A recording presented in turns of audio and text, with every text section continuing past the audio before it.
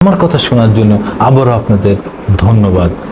Nora Fatehi এখন বর্তমান তরুণ প্রজন্মের হার্টথ্রোব, এই ডান্সার, এই অভিনেত্রী, এই আইটেম গার্ল এখন নাকি সারা বিশ্বের হার্টথ্রোব। সে নাকি সবাইকে পাগল করে দিচ্ছে, সবার মনের ভিতরে নাকি সে ঢুকে বসে আছে। কত মানুষের কত সংসার নাকি নষ্ট হয়ে যাচ্ছে। আসলে কি তাই? না রে ভাই, আসলে তা না। তিনি ক্যামেরার সামনে অভিনয় করেন, নাচ করেন, তার গানগুলো ভাইরাল হয়, তার নাচগুলো ভাইরাল হয়।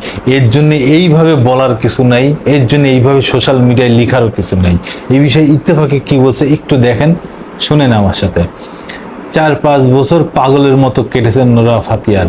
তো এই পাগলের মতো যার কেটেছে 4-5 বছর, তার জন্য এই অবস্থা সবার। হায় হায়।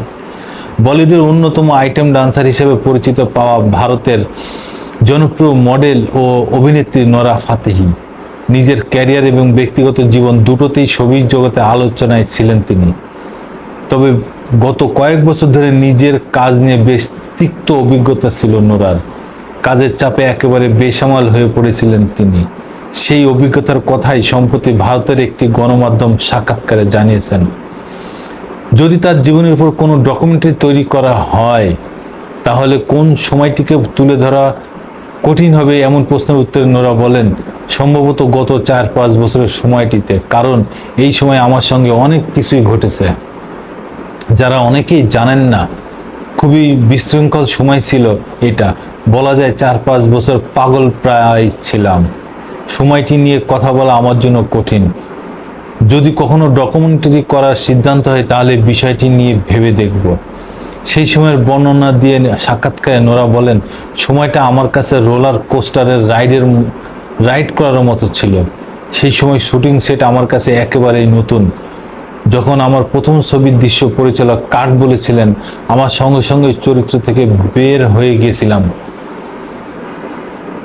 তখন পরিচালক বলেছিলেন, যখন আমরা কাট বলি তখন আপনাকে 4-5 সেকেন্ড অপেক্ষা করতে হবে, তারপর চরিত্র থেকে বের হতে হবে। আমি আগে এসব জানতাম না, তবে অভিজ্ঞতা কাজে লাগিয়ে তখন শুটিং সেট থেকে অনেক কিছুই শিখেছিলাম। কানাডায় জন্ম, বেড়ে ওঠা মরক্কান বংশোদ্ভূত নোরা ফাতেহি তার ক্যারিয়ারের জন্য অন্য দেশে চলে যাওয়ার সিদ্ধান্ত তার পরিবারের পক্ষেও কঠিন ছিল।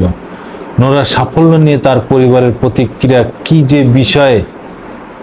কি সেই বিষয়ে মুখ খুলেছেন অভিনেত্রী। বলেছেন, প্রথম দিকে যখন আমি এই যাত্রা শুরু করি তখন সবাই মনে করেছিল আমি পাগল, কেউ আমাকে সমর্থন করেনি। যদিও এই নিয়ে আমার কোনো অভিযোগ নেই। পৃথিবীর অন্য প্রান্তে গিয়ে যেখানে কোনো বন্ধু, পরিবার, যোগাযোগ বা সম্পর্ক নেই, সেই জায়গাটি কতটা অদ্ভুত হতে পারে তা বুঝেছি। আমি এক সময় একমাত্রা যে সীমা ছাড়িয়ে কিছু করার সিদ্ধান্ত নিয়েছি। তবে এটি ভাবারও বিষয় না। তাই আমার পরিবার এই নিয়ে আমাকে কিছু বলেনি, বরং সমর্থন করেছেন এবং গর্বিত। আমরা যখন দুবাই, মরক্কো বা কানাডা যাই তখন ভক্তদের দেখে তারা আবির্ভূত হয়ে পড়েন, যোগ করেন নোরা ফাতেহি।